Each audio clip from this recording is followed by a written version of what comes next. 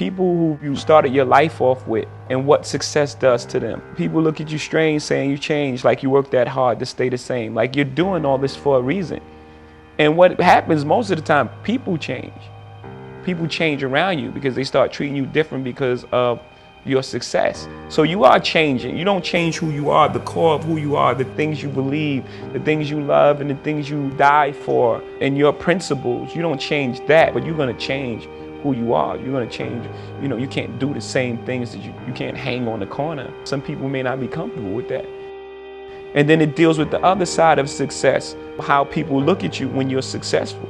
Media medals, people sue you, settle. Every step you take, they remind you again. So no matter how far you are, you still have that stigma on you of where you come from when you walk inside the door. Even if you have a tuxedo on, it's like, oh yeah, that's the guy who used to be this and did that. Most kings get their head cut off.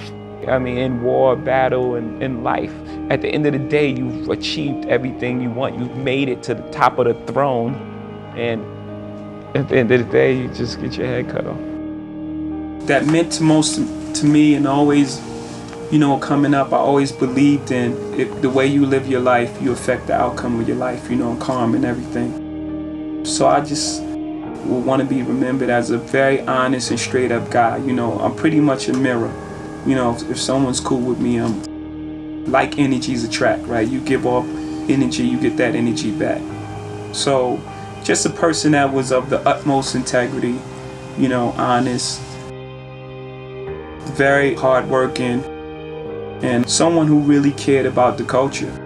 Because at the end of the day, that's what I'm pushing everyone for. Because this thing right here, this music thing, is a thing that I don't think everyone figured into the equation, right? Because you have projects and you have certain people sectioned off in certain areas, and you have better schools here and worse schools here, and this whole thing was like a chessboard again. This whole thing was set out a certain way, and then rap music came and it turned everything around. It just threw every equation that was factored in already. It just threw that thing for a loop. So I have a responsibility to the culture as well. Things don't happen to you, they happen for you.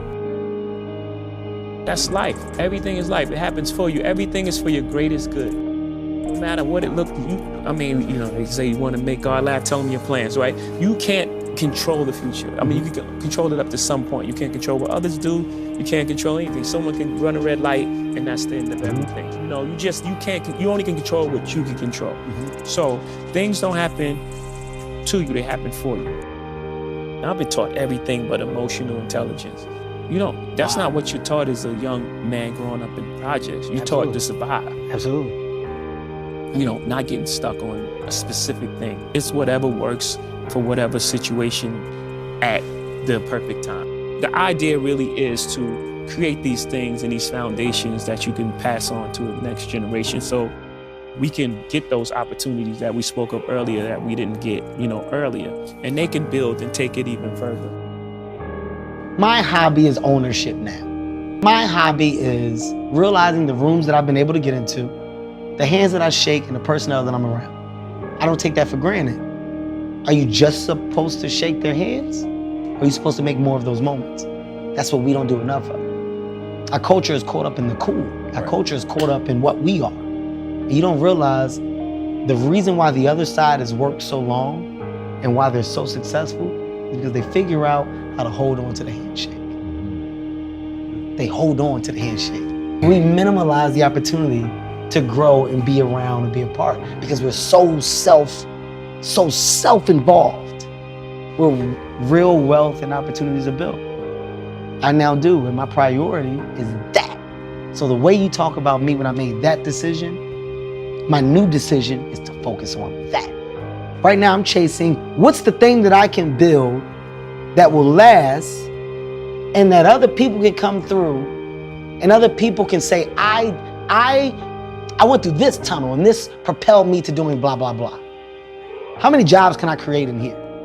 Someone sees someone doing something and then say, I want to do the other version. I want to do the Burger King version of this McDonald's idea.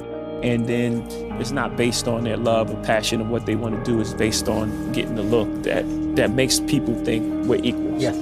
And we got to get out of that space, obviously, you know, as a people, and really lean on each other and work and talk. And I think for some reason that's been the most difficult thing. And I think it's difficult because the assumption of egos from some of the biggest people that would be at that table of they'll probably never do it, or he'll probably never. There's an assumption of personnel and what that person may or may not do.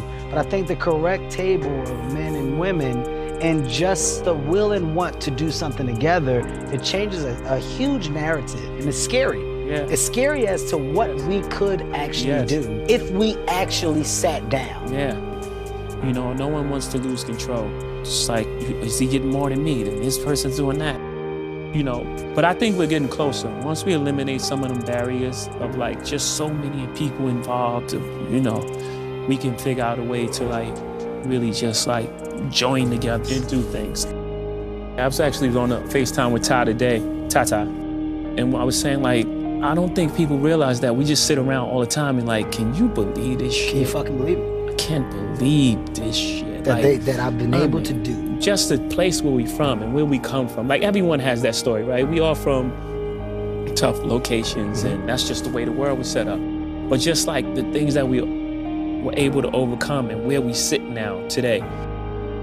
I love people, you know, so I don't have that sort of thing like I want to vote Republican just to save more money. Right. That's not the end game. It's not about who got more money and who got more houses. Yes, you know, you've earned it, buy what you want, you know, but don't forget what's important. Without people, and being rich would be very boring. Right. No one to share with, no one to have, you know what I mean? Like, you just be a rich person, one person on the planet, just like, well, then what do you do? Because I have an obligation, going back to the story of OJ, is to further conversation of an entire race of people. Not me, all of us, but specifically me, since you're asking the question, is to open up dialogue. It's okay to think. It's okay to be smart. You know, there's a time where people was like, you talking white. It's like, what does that even mean? I know words. Intelligence is not a tribute to color. And I'm sure you've heard it growing up many times. You're speaking white, like what? Speaking like I know words, and it's okay, it's fine. You know, so I have an obligation to further the conversation in all ways. You know, our stature in America, our emotional maturity, and so on and so forth. It's humbling at the same time. It's like, you know, it's what you've been charged with in life. Right. And I believe since the beginning of time, the poets have been charged with that. Like, it was the poets that's explaining the emotions and making these songs that people are like, oh, that's what I feel. Right. When you go into survival mode, what happened? You shut down. Right. You shut down all emotions. Right. So even with women, you got shut down emotionally, so you can't connect. And then now all things happen from there. Can't connect because of the way you feel about yourself, you mean? Yes. In my case, like, it's deep. Right. And I've done it from the beginning of my career. Two things, you know, one, no one knew the characters, so it wasn't as impactful, you know, and two, it wasn't coming from a place that was as evolved. And it's very difficult, you know, it's hard. It's hard to hear songs back. It's hard to perform songs, but I feel it's the most important work that I've done, and I'm very proud of it. The effect that it's having on people. And even like the studio sessions, you know, we were having 4-hour conversations after playing one song. I learned so much about people that was around me, just my friends. I learned things about them that I didn't know. You can't sacrifice others for your life. You know, there's a karmic debt that has to be paid. Had I had the level of consciousness then that I have now, things would have turned out differently. And just knowing that, I definitely want everyone to know that.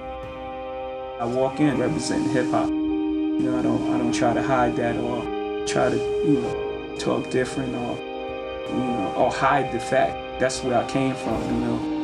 You hip hop guy, you're different. No, I'm not different, you know. I mean, I'm different as an individual, but a lot of people haven't had conversation with everybody in hip hop. Usually it gets categorized as you guys. All of you guys is this one thing, and that's not true in any field, you know? So when people talk to me and they say things like, you know, you're not like those guys, it's like, that's not true. You should have a conversation with those guys.